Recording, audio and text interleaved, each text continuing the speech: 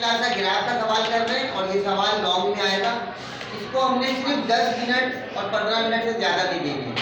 अब ये इक्वेशन है, इसमें हम लेफ्ट साइड से राइट साइड पे इसको मूव कर रहे हैं।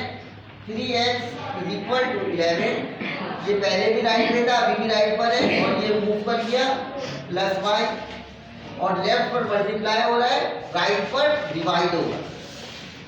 तो ये इक्वेशन 1 से इक्वेशन हमारे पास a आ गई, इक्वेशन a। अब आप देखिए y की वैल्यू अगर हम यहाँ पे -1 रखते हैं और y = -1 इन इक्वेशन a, तो x की वैल्यू आ गई 1 - 1/3, तो ये 10 हो गया। तो 10 हमारे काम का नहीं है, तो हम यहाँ लिखते हैं -2 का मतलब क्या हो गया 9। डिनोमिनेटर में 3 से ये डिवाइड हो सकता है, तो x की वैल्यू आ गई हमारे पास 6, x की वैल्यू हमारे पास आ गई 6, y की वैल्यू -2। ये हमारे पास पहला कोऑर्डिनेट आ गया, x की वैल्यू 6 और y की वैल्यू 2। यहाँ तक बात समझ में आ गई बेटा आपको? उसके बाद आपने कहा पुट y = यहाँ पर अब हम क्या वैल्यू रख सकते हैं, यहाँ अगर हम 1 रखेंगे तो वो भी हमारा काम चल जाएगा। y = 1 इन इक्वेशन a, तो x = 11 + 1/3 और x = 12, 3 4 का, तो 4 और 1, 4 और 1 भी आ गया बेटा। एक और वैल्यू रख लेते हैं पुट y = अब अगर हम यहाँ पर क्या कौन सी वैल्यू रखें, यहाँ पर हम यहाँ वैल्यू रखें माइनस क्या रखें, यानी में से 3 आ जाए, -5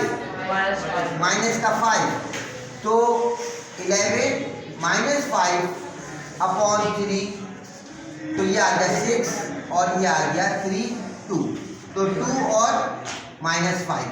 इस तरह से हमें 1 2 3 ये 3 कोऑर्डिनेट आ गए, 4 कोऑर्डिनेट निकालने होते हैं बोर्ड के इम्तिहान में। इस तरह से हम इक्वेशन 2 पर आ रहे हैं, x = 9 + 3y।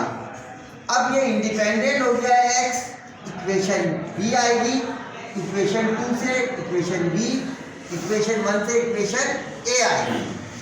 अब आपने कहा यहाँ पर y की वैल्यू पुट y = -1 और x = 9 -3, क्योंकि -3 आ गया, 6 और -1 समझ में आ गया आपको यहाँ तक।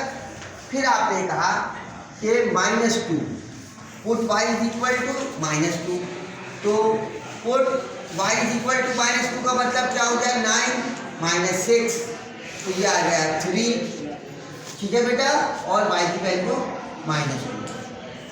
इस तरीके से एक वैल्यू और डाल दें आप यहाँ पर, पुट y = यहाँ पे आप लिख दें -3 -4 लिख दें, तो 9 +3 -4, तो 9 - 12, तो x की वैल्यू आ गई -3, तो -3 और आपके पास आ गई -4। अब यहाँ पे हम देख रहे हैं -2, यहाँ पे अगर हम -2 रख दें 11 -2, ये देखिए बेटा -2, ठीक है। यहाँ पर क्या वैल्यू आ रही है 3 आ रहा है, ये 3 वैल्यू है, हाँ यहाँ पे 3 आएगा, सॉरी यहाँ पे 3 कोऑर्डिनेट, तो ये वैल्यू और ये वैल्यू सेम है, ये कोऑर्डिनेट है। कौन से कोऑर्डिनेट में कट रहा है, ये 4th कोऑर्डिनेट में कट रहा है। कौन से कोऑर्डिनेट में कट रहा है, x y डैश, तो 1 2 3 1 2, ये इस जगह पर आपको यहाँ पर इंटरसेक्शन 4th कोऑर्डिनेट में मिलेगा। और अगर आप चाहते हैं इसका जवाब पहले से मालूम कर लें, तो जो सवाल आपका एग्जाम में आया हुआ है 3x - y = 11 x minus 3y is equal to 9।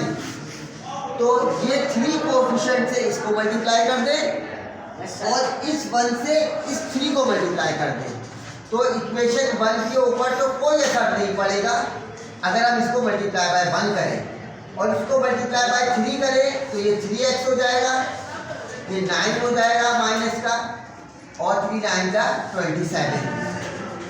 तो ये सब्ट्रैक्शन में माइनस, ये प्लस, ये माइनस, ये कैंसिल हो गया, ये आ गया 8y और माइनस का 16 और y की वैल्यू आ गई आपके पास माइनस का 2।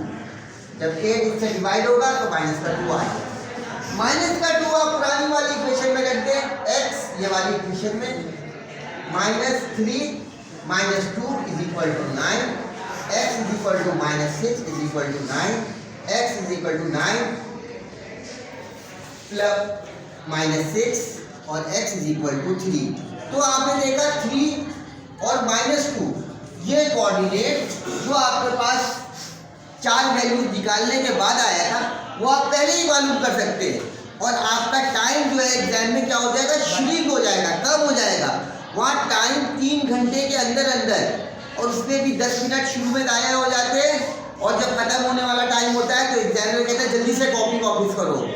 तो आपको अपनी टाइम मैनेजमेंट को भी बनाना है कि आपने इस सवाल को कितना टाइम देना है, तो जब जाके आपको सक्सेस मिलेगी। इसकी आप प्रैक्टिस करें। अगर इसमें कोई भी आपको प्रॉब्लम आ रहा है या कोई सवाल आपको समझ में नहीं आ रहा है, वीडियो को हल्के हल्के करके दोबारा देखें। इंशाल्लाह इसमें आपको बहुत फ़ायदा होगा। इंशाल्लाह करेंगे ना इसको। Thank you for watching.